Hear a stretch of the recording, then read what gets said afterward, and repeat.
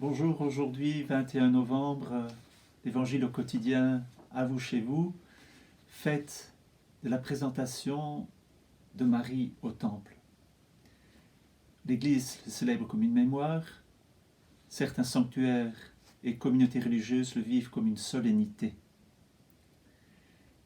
C'est vrai que nous avons besoin de oasis en traversant le désert du confinement, le désert des diverses crises que nous vivons. Nous avons besoin d'oasis, de lieux de repos, de lieux de fraîcheur, de lieux de limpidité et de simplicité. Et bien voilà que nous accueillons aujourd'hui le cœur de la Vierge Marie dans toute sa fraîcheur, dans toute sa pureté, dans toute sa simplicité, dans toute son humilité. Quand elle se présente au Seigneur, c'est cela que nous recevons. 4 points dans notre petite vidéo aujourd'hui. L'importance de la Vierge Marie pour notre Lectio Divina.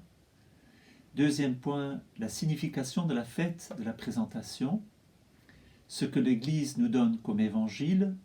Et puis quatrièmement, les consacrés, dont nous aussi, les frères, nous nous consacrons, nous renouvelons nos vœux de religion, mais nous ne sommes pas les seuls qu'on consacré.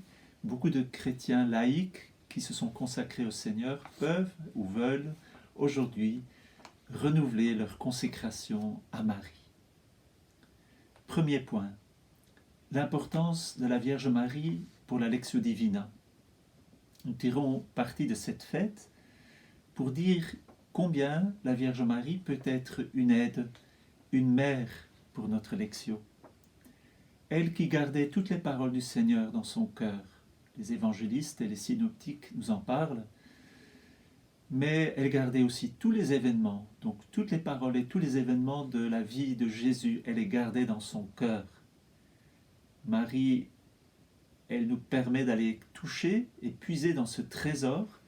Elle est celle qui garde le trésor, elle est la trésorière de tous les secrets et de toutes les paroles du cœur de Jésus, donc nous pouvons aller puiser avec elle aux sources de tous ces secrets.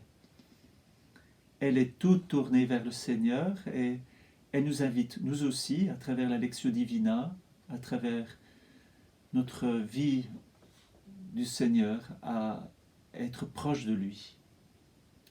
Rappelons-nous ce que la Vierge Marie dit dans son Magnificat, ou dans l'Annonciation, quand elle dit « Je ne connais pas d'homme ». Pourquoi ne connaît-elle pas d'homme ? Parce qu'elle s'est consacrée au Seigneur quand elle était toute petite. Rappelons-nous aussi cette parole de Jésus qui n'accueille pas le royaume de Dieu comme un enfant, n'y entrera pas. Aujourd'hui, Marie, toute petite, probablement 3 ans, entre dans le temple, se consacre au Seigneur et nous montre combien nous aussi, dans notre esprit d'enfance, aidé par la petite Thérèse de l'Enfant Jésus et beaucoup d'autres saints, nous pouvons vivre de cet esprit de l'enfance spirituelle pour être face au Seigneur et vivre cet acte tout simple de notre consécration, accueillir l'amour de Dieu pour nous, cette attraction de Dieu. La signification de cette fête, eh bien, je disais, à 3 ans probablement, à l'aurore de la vie consciente, la Vierge Marie est conduite ou va au temple pour se consacrer au Seigneur. C'est une fête qui est célébrée dans l'Église depuis le 8e siècle, mais l'Évangile ne nous en parle pas. Il faut aller chercher dans les apocryphes, et en particulier dans le protévangile de Jacques. C'est après que la future naissance de Marie lui ait été annoncée par un ange, sainte Anne aurait fait vœu de consacrer l'enfant au Seigneur. C'est pourquoi on la porta, après sa naissance, dans une sainte maison où avaient seuls accès les vierges d'Israël. Puis, à l'âge de 3 ans, elle fut conduite au temple. Elle y fut élevée comme une colombe et reçut la nourriture de la main d'un ange.